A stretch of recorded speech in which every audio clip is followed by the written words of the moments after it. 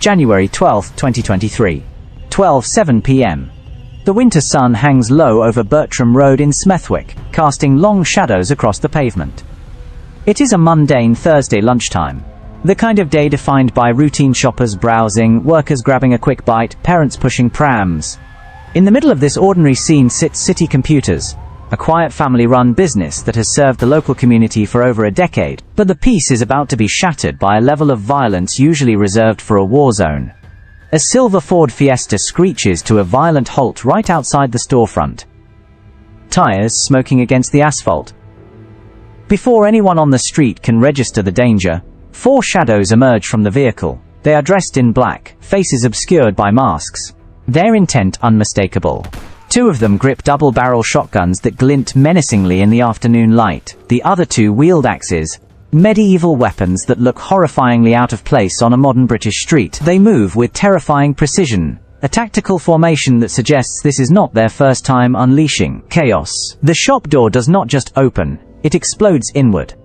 Wood splinters scatter like shrapnel, and the reinforced glass cascades across the floor like deadly rain, each shard catching the light like a tiny dagger. Inside, a man behind the counter looks up from his computer screen. His face drains of color, turning a ghostly white, not merely from the shock of the invasion, but from a sickening jolt of recognition. Walking toward him with a loaded shotgun leveled at his chest is not a stranger. It is his own nephew. The boy he helped raise, the child he bounced on his knee, is now standing over him with a finger on the trigger, ready to destroy everything. Welcome to Crime Scene Chronicles, where we dissect the UK's most shocking cases with forensic precision. I am your host, and today we are investigating a family feud that turned the streets of Smethwick into a battlefield. If you are new here, please hit that like and subscribe button to join us as we uncover the UK's darkest true crime stories every week. To understand the horror of that moment, we must understand the preparation. This was not an act of impulsive rage, it was a calculated military-style execution. For 24 hours prior, that silver Ford Fiesta had been circling Bertram Road like a shark in shallow water. They passed 3, sometimes 4 times an hour, watching the shop, learning the rhythms of the street, and timing the police patrols. They knew exactly when the shop would be busiest, and they knew exactly where the CCTV cameras were blind. This was intelligence gathering for a fratricidal strike. Inside the shop, the atmosphere transforms from confusion to carnage in seconds. The first attacker, the nephew, fires. The sound is deafening in the confined space. A thunderclap that reverberates off the walls. Shotgun pellets rip into the uncle's arm with devastating force, carrying enough kinetic energy to shatter bone and shred muscle like paper. He collapses behind the counter, clutching his mangled limb, staring up through a haze of pain at eyes that should show remorse, but show only cold, dead determination. Meanwhile, a second victim tries to flee toward the back. Slipping on the debris, an axe whistles through the air, wielded by hands practiced in violence, and strikes him in the neck, missing his carotid artery by mere millimeters, a fraction of an inch, between life and death. The attack lasts less than 3 minutes.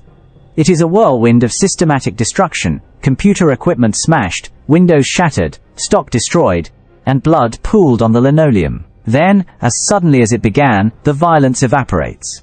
The 4 attackers retreat to their getaway car, the engine of the Ford Fiesta roaring to life. Tires screech against the pavement as they vanish into the labyrinth of Smethwick traffic, leaving behind a scene of absolute devastation, and 2 men fighting for their lives. When Detective Inspector Francis Knock arrives on the scene, his initial instinct is to categorize this as another gang dispute.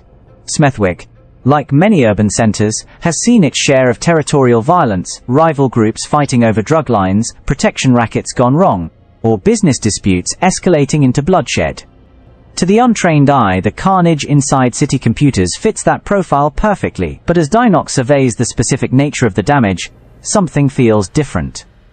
This was not just random gang warfare or a warning shot. The precision, the planning, and the intensely personal nature of the violence suggests something far more sinister is at play. The forensic reconstruction begins immediately, and the CCTV evidence tells a chilling story that confirms the detective's suspicions. The footage reveals that 24 hours before the attack, cameras captured the same silver Ford Fiesta, making multiple calculated passes through Smethwick and neighboring Walsall. This was not random driving. It was deliberate surveillance. The occupants were studying their target, learning traffic patterns, identifying escape routes, and planning their attack with a methodical obsession usually reserved for professional hits. Mobile phone records soon reveal the depth of the conspiracy. Detectives uncover a web of constant messages between the four attackers in the days leading up to January 12th. They see coordinated movements, role assignments, and meeting locations. This evidence proves definitively that this was not a crime of passion born from sudden anger or a momentary lapse in judgment. This was a calculated execution planned down to the minute, with each participant knowing exactly what they were supposed to do to inflict maximum damage. However, the investigation takes a truly shocking turn when detectives finally uncover the full identities of the victims and cross-reference them with intelligence gathered about the attackers. What they discover transforms this case from a brutal gang attack into something far more psychologically devastating. The man bleeding from shotgun wounds on the shop floor is not just an innocent victim caught in the crossfire. He is the uncle of one of the shooters. This is not a distant relative or someone connected merely by marriage. This is his brother's son, the nephew he helped raise from childhood. Detectives learned that this was the nephew who used to spend weekends at his uncle's house, the boy who sat in this very shop after school, learning about business and family responsibility. This young man, who called the victim Chacha, with genuine affection and respect, had used that intimate knowledge against him. He knew where the cash was kept, he understood the daily routines, and he knew the security measures. He used the trust built over decades to plan the perfect attack. The uncle now faces a recovery that is harder than healing bone. He must reconcile the fact that the eyes staring him down the barrel of a shotgun belonged to the child he once loved. To understand why a nephew would pull a trigger on his own uncle, we must delve into a concept that is invisible, yet stronger than steel in many traditional families. Izzat experiences kudwilikal common mike to pobak. Izzat refers to family honor. It is the currency that governs social standing, marriage prospects, business relationships, and community respect. Families will often sacrifice everything, money, comfort, even their own happiness to protect it. They will endure poverty or exile rather than bring shame to the family name. But in Smethwick, this ancient noble code was twisted into something deadly. Honor became worth killing for. The feud between these two branches of the family had been simmering for years, fed by perceived slights that calcified into genuine hatred. It started small disagreements over business territory, arguments over customer loyalty. One branch felt their contributions were being minimized. The other believed they deserved more deference. In a different era, these disputes might have stayed behind closed doors. But in the modern age, social media transformed private family grievances into public spectacles that could not be ignored. Instagram posts that seemed innocent to outsiders carried coded insults that family members understood perfectly. Facebook comments that appeared supportive actually contained subtle threats. WhatsApp groups became digital battlegrounds where family members chose sides, escalating conflicts with every message. What happened online demanded real-world retribution to save face. A harsh word demanded a public insult. A business slight required customers to be stolen. The cycle spiraled out of control until revenge meant attempted murder, and family honor required the complete destruction of blood relatives. Within hours of the shooting, as the uncle lay bleeding among the shattered glass of city computers, two of the attackers, brothers Jamal and Azeem Hussain, vanished. Their plan was simple and desperate: disappear permanently before the police could build a case. They fled not just Smethwick or the West Midlands, but the country entirely. They believed that by crossing international borders, they could outrun the law. They were wrong. West Midlands police launched an unprecedented investigation, refusing to let the trail go cold.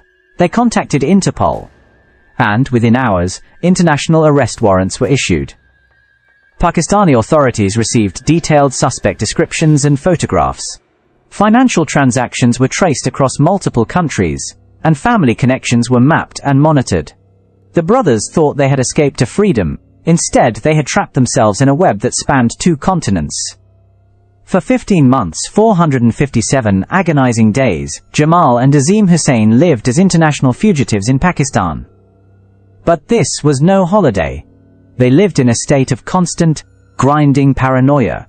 They could not use their real names. They could not contact their family openly. They could not return to the lives they had built. Every knock on the door could be the police. Every stranger on the street could be an undercover officer or an informant. Every phone call could be their last taste of freedom. They were prisoners in a vast open-air jail, cut off from the very family they claimed to be fighting for. Isolation breaks even the hardest men. Despite the safety their distance provided, the brothers' resolve began to crack. Homesickness is a powerful force, but family pressure is heavier. Back in the UK, the silence of their absence was deafening. Their mother pleaded for their return. Wives struggled to raise children alone. The very family structure they sought to protect was crumbling without them. The irony was bitter. In fleeing to save themselves, they were destroying the family unit they claimed to value above all else. Against all logic, and against every survival instinct, they made the decision to come home. That decision sealed their fate. In April 2024, Azeem Hussain stepped off an international flight at Manchester Airport, believing perhaps that enough time had passed, or that he could slip through. Unnoticed, he walked directly into the arms of the law. Officers had been waiting. The click of handcuffs marked the end of his 457-day escape. A month later, in May 2024, Jamal followed the exact same path, the same airport, the same flight, the same inevitable outcome. Both brothers were now in custody, facing a mountain of evidence that had been meticulously built against them for over a year. By August 2024, the drama shifted to Wolverhampton Crown Court. The brothers sat in the dock, staring down charges that would dismantle their lives. Conspiracy to commit grievous bodily harm, firearms offences, and violent disorder. The evidence was overwhelming. The CCTV footage of their reconnaissance, the phone records proving coordination, witness statements identifying voices, and forensic links to the weapons left them with nowhere to hide. Their defense strategy crumbled. In a British court of law, claims of family honour do not justify attempted murder. Ancient codes of revenge offer no shelter from modern justice. Faced with irrefutable proof, both men changed their pleas to guilty. The sentences handed down were a stark reckoning. In September 2024, Jamal Hussain learned his fate, 9 years and 2 months in prison. In November, Azeem received 8 years. When combined with their co-conspirators, this single-family feud cost a total of 73 years of freedom. The judge's words echoed through the silent courtroom, noting that this planned attack could easily have resulted in murder, and that the involvement of family relationships made the tragedy even more devastating. The impact on Smethwick remains profound. Bertram Road changed overnight. Shop owners installed panic buttons and security cameras. Families began looking over their shoulders, wondering which dispute might explode next. The uncle, the man who survived the shotgun blast, carries wounds that go far deeper than the scars on his arm. He has to live with the knowledge that his own flesh and blood wanted him dead. He has to accept that to his nephew, honor was worth more than love, and reputation was worth more than life. This case forces us to confront uncomfortable truths about how quickly family honor can become family horror. It reveals how the people you trust most can become the ones who hurt you worst. 6 men's lives are destroyed, a community is traumatized, and 2 families who should have been celebrating together instead spent their savings on legal fees and prison visits. This has been Crime Scene Chronicles. If this story of family betrayal stunned you, you need to see our investigation into the honor killing that divided Manchester. Click the video on screen now. Subscribe for weekly deep dives into the UK's darkest crimes and hit that notification bell so you do not miss what we uncover next. Until next time, stay safe out there.